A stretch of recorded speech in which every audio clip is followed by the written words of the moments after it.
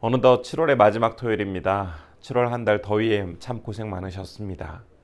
오늘은 우리 예레미야 11장 1절에서 17절 말씀 함께 보도록 하겠습니다.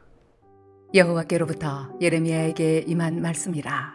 이르시되 너희는 이 언약의 말을 듣고 유다인과 예루살렘 주민에게 말하라. 그들에게 이르기를 이스라엘의 하나님 여호와께서 이와 같이 말씀하시되 이 언약의 말을 따르지 않는 자는 저주를 받을 것이니라. 이 언약은 내가 너희 조상들을 쇠풀무 애굽 땅에서 이끌어내던 날에 그들에게 명령한 것이라. 곧 내가 이르기를 너희는 내 목소리를 순종하고 나의 모든 명령을 따라 행하라. 그리하면 너희는 내 백성이 되겠고 나는 너희의 하나님이 되리라. 내가 또 너희 조상들에게 한 맹세는 그들에게 젖과 꿀이 흐르는 땅을 주리라 한 언약을 이루리라 한 것인데 오늘이 그것을 증언하느니라 하라 하시기로 내가 대답하여 이르되 아멘 여호와여 하였노라. 여호와께서 내게 이르시되 너는 이 모든 말로 유다 성읍들과 예루살렘 거리에서 선포하여 이르기를 너희는 이 언약의 말을 듣고 지키라.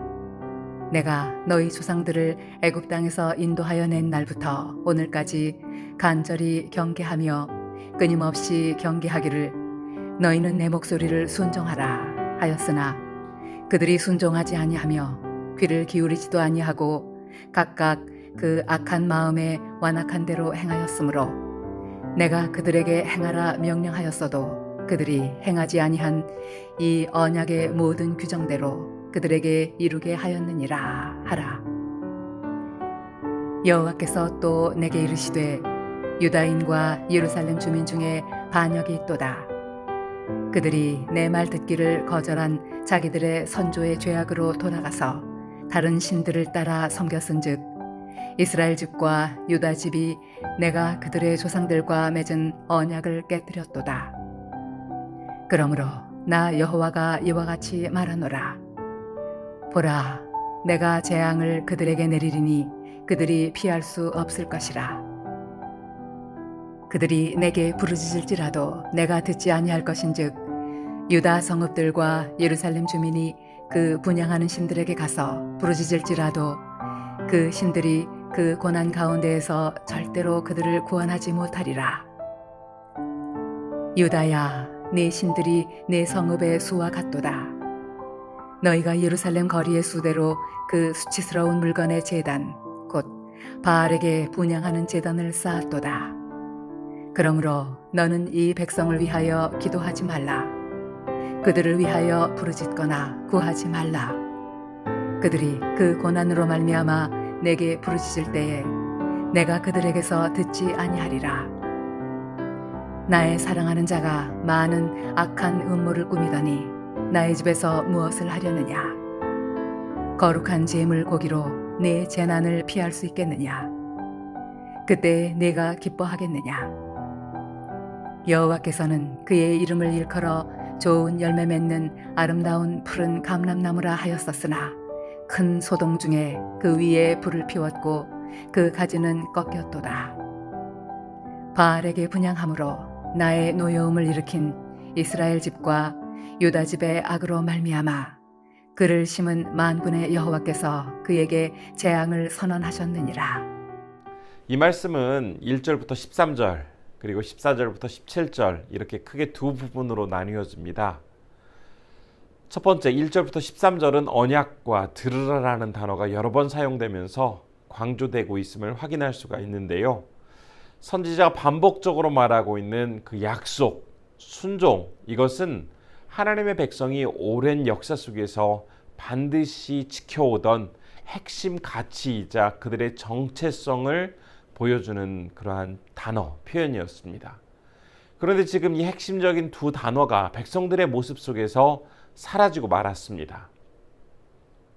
하나님의 음성을 들으며 그분께 순종해야 한다라는 이 선지자의 외침은 단지 입으로만 알겠다라고 대답을 하고서는 실제로 행동을 하지 않는 그런 언행 불일치의 삶이 아니라 매 순간 삶에서 구체적으로 그 말씀을 지키는 언행 일치의 삶을 살아야 한다라고 역설하고 있는 내용입니다.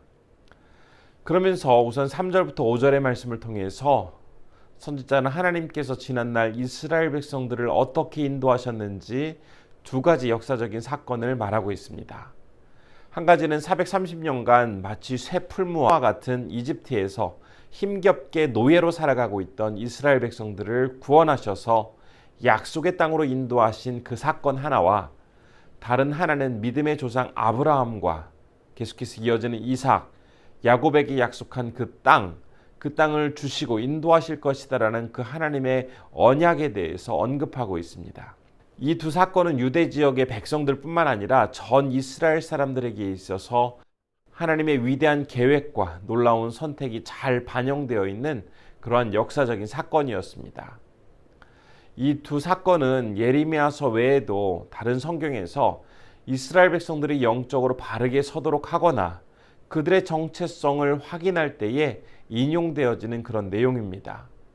그만큼 이스라엘의 뿌리와도 같은 사건인데요. 이 사건을 경험한 이스라엘 그 조상들, 그들은 당시 하나님께 철저히 맡기고 그분의 음성에 순종하면서 아멘으로 화답하며 나아갔습니다.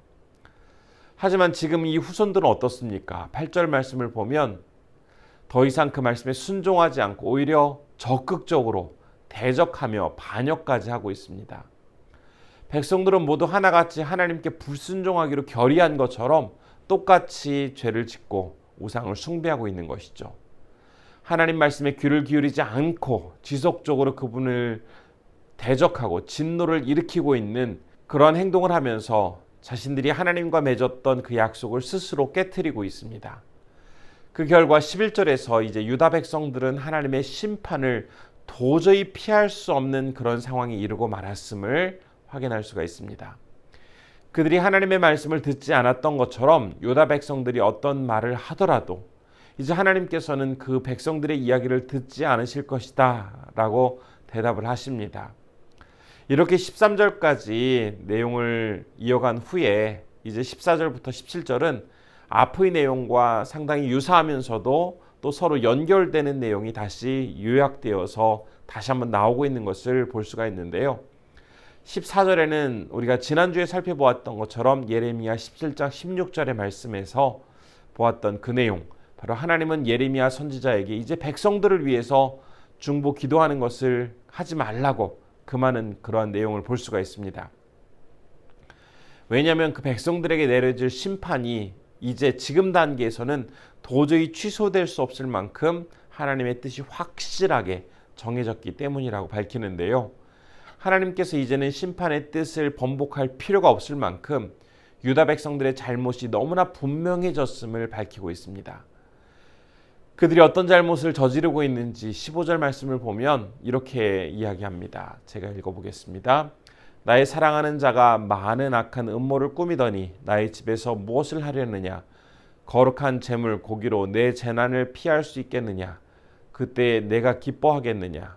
이 말씀에서 사랑하는 사람이 악한 음모를 꾸며서 곤란하게 만들고 난 후에 거룩한 재물 고기로 재난을 피할 수 있을까라는 이 의미는 바로 악한 행동을 계속해서 하는 그 유다 백성들이 심지어 성전 안에서조차 잘못된 행동을 한 뒤에 너무나 뻔뻔하게 종교적인 의식과 제사는 성대하게 거행하고 있다면 하나님은 이러한 모습을 결코 기뻐하지 않고 오히려 한탄하신다라는 그러한 내용을 전해주고 있는 것입니다.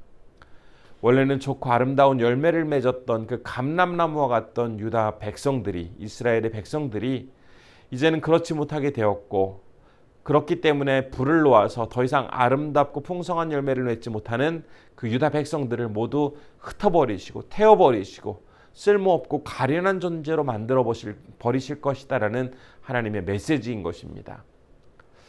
하나님은 그 백성을 좋고 가치 있게 세워주셨는데 오히려 그 백성들은 스스로가 그 숭고함과 고귀함을 버린 채 가련하고 무가치한 존재로 전락하고 만 것입니다. 그렇다면 유다 백성들이 이처럼 급속도로 변하게 된 가장 큰 원인은 무엇이었을까요? 17절이 그 답을 말해주고 있는데요.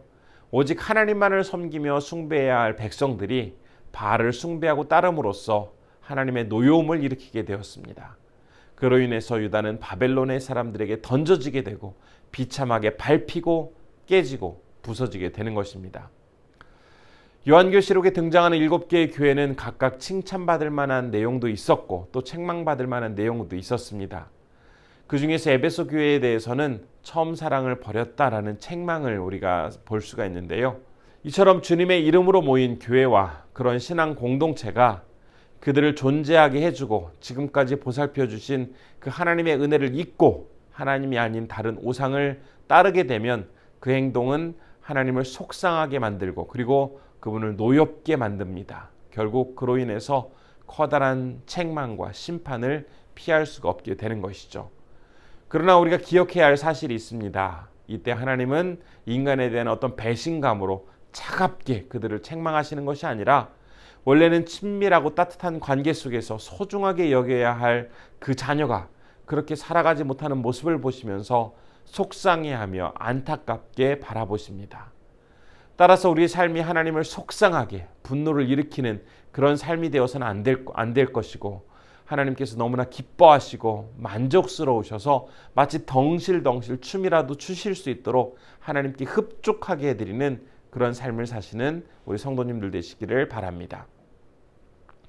기도하겠습니다. 첫 번째로는 하나님의 근심거리, 노여움거리가 아닌 기쁨과 만족을 드리며 살아가는 주의 백성이 되게 하옵소서라고 기도해 주시고요. 두 번째로는 감비아의 한병희 김현희 선교사님, 정성을 다해 개척한 교회마다 부흥의 역사가 있게 해달라고 기도해 주시기 바랍니다. 기도하겠습니다.